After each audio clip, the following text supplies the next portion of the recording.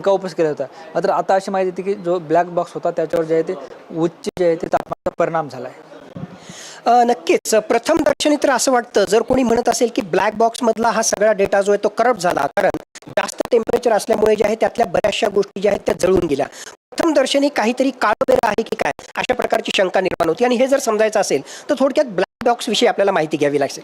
मुळात black box म्हणजे काय असतं, हे जरी नाव ब्लॅक बॉक्स असलं तरी अतिशय ब्राईट ऑरेंज कलरची ही डब्बी असते आणि विमानाच्या टेल एंडकडे मागच्या भागामध्ये जे आहे अत्यंत सिस्टमॅटिकली जे आहे त्याला त्या ठिकाणी ठेवलेलं असतं. CSMU आपण त्याला म्हणतो, म्हणजे क्रॅश सर्वायवेबल मेमरी युनिट.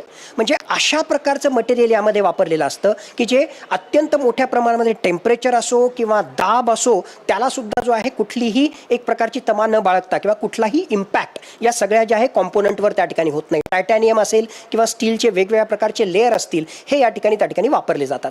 मग मुळात हा अपघात जर आपण पाहिला तर काही फुटांवरून जे आहे हे क्रॅश त्या ठिकाणी झालं आणि त्याच्यानंतर जे आहे मोठ्या प्रमाणामध्ये आग लागली. आता ब्लॅक बॉक्स विषयी तुम्ही समजून घ्या. ब्लॅक बॉक्स अशा प्रकारे तयार केलेला असतो की तब्बल 1100 डिग्री सेंटीग्रेडचं टेम्परेचर 60 मिनिटासाठी लगातार जरी असलं तरी सुद्धा हा ब्लॅक बॉक्स त्यामध्ये जळणार नाही. 260 डिग्री सेंटीग्रेड टेम्परेचर असेल आणि लगातार 10 तास तो जळत असेल तरी सुद्धा हा ब्लॅक बॉक्स जळत नाही. 6000 मीटर समुद्रामध्ये खोलीवर हा ब्लॅक बॉक्स त्या ठिकाणी पडलेला असेल आणि त्यावर प्रचंड दबाव असेल तरी सुद्धा जे आहे 6000 मीटरच्या खाली सुद्धा समुद्रामध्ये सुद्धा हा तसाच त्या ठिकाणी त्याच्यात राहतो. 3400 पट ग्रॅव्हिटीच्या 3400 पट एवढा जर त्याच्यावर दबाव असेल तर त्याला सुद्धा जो आहे तो सस्टेन करतो. म्हणजे अत्यंत मोठ्या प्रमाणामध्ये टेम्परेचर असो, दाब असो, खोली असो, याचा कुठलाही विपरीत परिणाम त्याच्यावर होत नाही. आणि म्हणूनच ब्लॅक बॉक्सचं जे आहे विशेष महत्त्व असतं कुठल्याही एअरक्राफ्टच्या क्रॅशमधल्या इन्व्हेस्टिगेशनसाठी. मग आता हा सगळा जर अपघात आपण पाहिला तर काही फुटावरून हे क्रॅश झालं म्हणून खरोखरच एवढा मोठा दाब त्या ठिकाणी होत आहे का, डाऊटफुल आहे. बरं, त्या ठिकाणी जे आहे आग त्या ठिकाणी लागली, पण 1100 डिग्री सेंटीग्रेडचं लगातार 1 तास त्या ठिकाणी टेम्परेचर होतं का, हाही प्रश्न आहे. आणि लगेच काही काळामध्ये तिथे अग्निशामक दलाच्या गाड्या त्या ठिकाणी आल्याच, त्या ठिकाणी जे आहे बाकीचेही सर्व्हायवलशी संबंधित प्रयत्न केलेच. म्हणून प्रथम दर्शनी तरी मला वाटतं की अशा प्रकारे ब्लॅक बॉक्स जळून खाक झाला असं जर कोणी म्हणत असेल तर डाऊटफुल आहे. हां, आता याचा डॅमेज झाला असं त्या ठिकाणी म्हणताय, डॅमेज झाला तर कितपत झाला आणि त्याच्याशी संबंधित सुद्धा वेगवेगळे ऑप्शन्स उपलब्ध आहेत, ज्यामध्ये एक आपण म्हणतो ब्रेड अँड बटर टेक्नॉलॉजी. म्हणजे थोडक्यात डायरेक्टली या ब्लॅक बॉक्समधल्या ज्या मेमरी चिप आहेत त्या मेमरी चिप त्या ठिकाणी काढणं आणि डायरेक्टली त्याला रीड करण्यासाठी प्रयत्न करणं, ही सुद्धा मेथोडॉलॉजी AAIB येणाऱ्या काही काळामध्ये वापरू शकते. असे काही उदाहरण आहेत का देशात, जगात की ब्लॅक बॉक्स सापडला मात्र तो खराब झाला, डाटा रिकवर झाला नाही, असे एखादं उदाहरण आहे? मॅक्सिमम एक्झाम्पलमध्ये कितीही जर असा अवघड प्रकार असला तरी सुद्धा जे आहे ब्लॅक बॉक्सचा डेटा हा त्या ठिकाणी रिकवर करता येतो. बेस्ट एक्झाम्पल घेऊ, जून 2025चा एअर इंडियाचा बोईंग विमानाचा जो अपघात झाला त्याचा ब्लॅक बॉक्स मिळाला आणि त्या ब्लॅक बॉक्समधून जी आहे सगळी माहिती आपल्याला त्या ठिकाणी रिट्राईव्ह करता आली. 2006चं एक उदाहरण देतो. ॲमेझॉन फॉरेस्टमध्ये जे आहे ॲक्सिडेंट झाला, म्हणजे मिड एअर कोलिजन झालं आणि त्याच्यानंतर त्याचा ब्लॅक बॉक्स जे आहे कित्येक दिवसानंतर ॲमेझॉनच्या जंगलामध्ये त्या ठिकाणी सापडला. अशी काही उदाहरणं आहे की मलेशियाचं विमान होतं, समुद्रामध्ये त्या ठिकाणी कोसळलं, कित्येक दिवसानंतर जे आहे त्या विमानाचा ब्लॅक बॉक्स हा खोलीमधून म्हणजे त्या समुद्रामधून जो आहे त्या ठिकाणी सापडला. म्हणून असे खूप सारे उदाहरण आहेत ज्यामध्ये ब्लॅक बॉक्स मिळाला आणि त्याची माहिती रिट्राईव्ह केली. हां, एक उदाहरण आहे 9/11. आपल्याला जसं माहिती आहे की 2001 मध्ये वर्ल्ड ट्रेड सेंटरमध्ये जो एक प्रकारचा हल्ला त्या ठिकाणी करण्यात आला तर त्याशी संबंधित जो आहे ब्लॅक बॉक्स मिळाला नाही. असं म्हटलं जातं की इतका जबरदस्त तो हार्ड क्रॅश त्या ठिकाणी होता की त्या प्रेशरमुळे म्हणा किंवा ती आग जी लागली होती त्यामध्ये हा ब्लॅक बॉक्स जो त्या ठिकाणी खाक झाला असेल. तर दुसरी अशीही शक्यता त्या ठिकाणी बोलली जाते की वेगवेगळ्या प्रकारच्या कॉन्स्पिरसी थिअरीज आहेत, अमेरिकेनंच हा सगळा प्रकार त्या ठिकाणी केला असावा म्हणून ब्लॅक बॉक्स मिळालाच नाही, अशा प्रकारचा त्यांनी कांगावा केला. 9/11च्या हल्ल्यामध्ये ब्लॅक बॉक्स मिळाला नाही. मॅक्सिमम केसेसमध्ये ब्लॅक बॉक्स मिळतो आणि त्यातली माहिती रिट्राईव्ह केली जाते. कारण फिरून फिरून जो आहे मुद्दा तोच त्या ठिकाणी येतो की 1100 डिग्री सेंटीग्रेड 60 मिनिटं किंवा 260 डिग्री सेंटीग्रेड 10 तासापर्यंत हे टेम्परेचर खूप हाय झालं. या टेम्परेचरला सुद्धा सस्टेन करण्याची केपेबिलिटी, क्षमता या ब्लॅक बॉक्समध्ये असते. म्हणून असं म्हणणं की हा ब्लॅक बॉक्स जो आहे तो जळून खाक झाला, कुठेतरी जे आहे काहीतरी चुकतंय किंवा काहीतरी काळबेर आहे, याविषयी जे आहे प्रथमदर्शनी आपल्या मनामध्ये नक्की शंका निर्माण होते.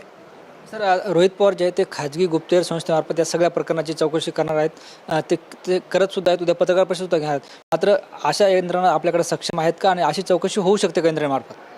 मुळात रोहित पवार आणि फॅमिलीच्या मनामध्ये जे आहे नक्कीच हा घातपात आहे अशा प्रकारची दाट शक्यता वाटते आणि वेगवेगळ्या प्रकारचे योग्य प्रश्न सुद्धा जे आहे त्यांनी त्या ठिकाणी रेज केले होते.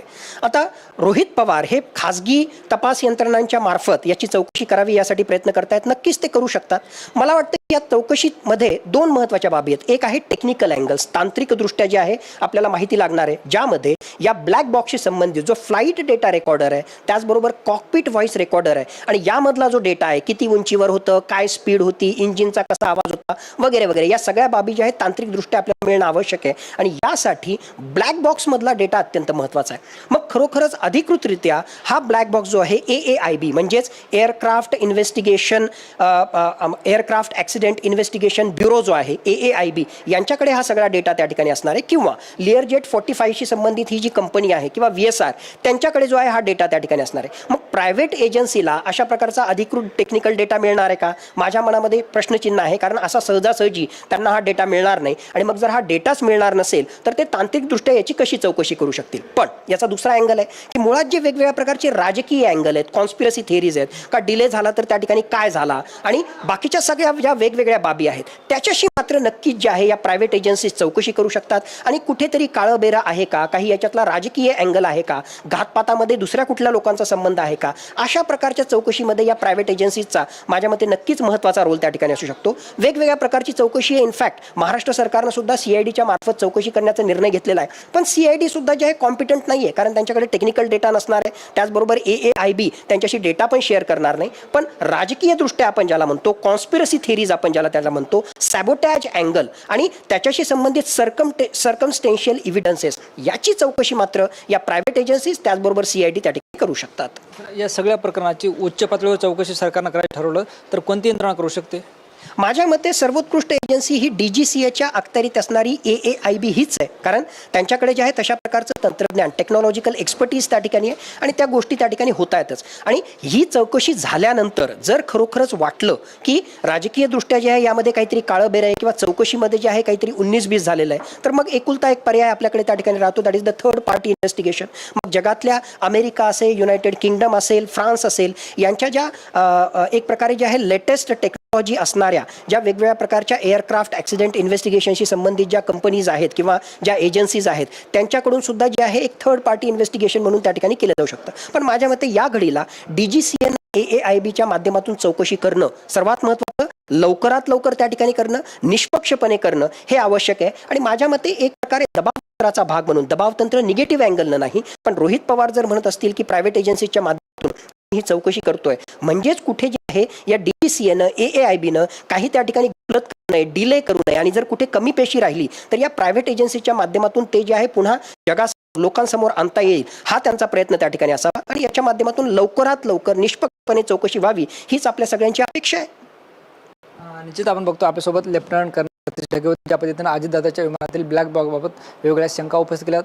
त्या ब्लॅक बॉक्सवर जे आहे ते उच्च ताणाचा परिणाम झाला अशी सुद्धा माहिती पुढे येते. मात्र असं होत नसतं, ज्या पद्धतीनं हा अपघात झाला याहून जे सगळी माहिती आपल्याला सतीश ढगे यांनी दिली. कॅमेरा पर्सन अमित आडेसह ज्ञानेश्वर लोंढे, TV9 मराठी, छत्रपती संभाजीनगर.